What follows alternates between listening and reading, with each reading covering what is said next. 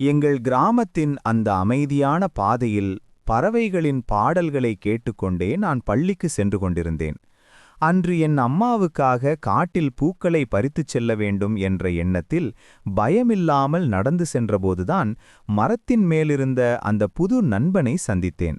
முதலில் என்னை பார்த்து ஆச்சரியப்பட்ட அந்த குரங்குக்கு, பயப்படாதே, இது உனக்குத்தான் என்று அன்புடன் ஒரு வாழைப்பழத்தை கொடுத்தேன். மனுஷங்க எல்லாரும் கெட்டவங்க இல்ல, நீ நல்லவன் என்று அதன் கண்கள் சொல்வது போலவே எனக்கு தோன்றியது. நாம நண்பர்கள்தானே என்று நான் கேட்க, அதுவும் மகிழ்ச்சியோடு என்னை தன் நண்பனாக ஏற்றுக்கொண்டது.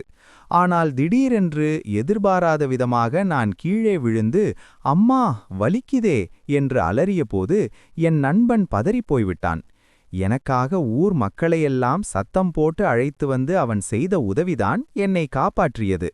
நீ மட்டும் இல்லன்னா நான் என்ன ஆகியிருப்பேனோ என்று நான் நெகிழ்ந்தபோது, நட்பு என்பது இனம் மொழி கடந்தது, அது இதயத்தால் இணைவது என்பதை அந்த மௌனமான நட்பு எனக்கு புரிய வைத்தது. ஒரு சின்ன உதவி ஒரு பெரிய உயிரை காப்பாற்றும் என்பதும், இந்த அன்புதான் உலகத்தையே இணைக்கும் என்பதும் அன்று எனக்கு முழுமையாக புரிந்தது.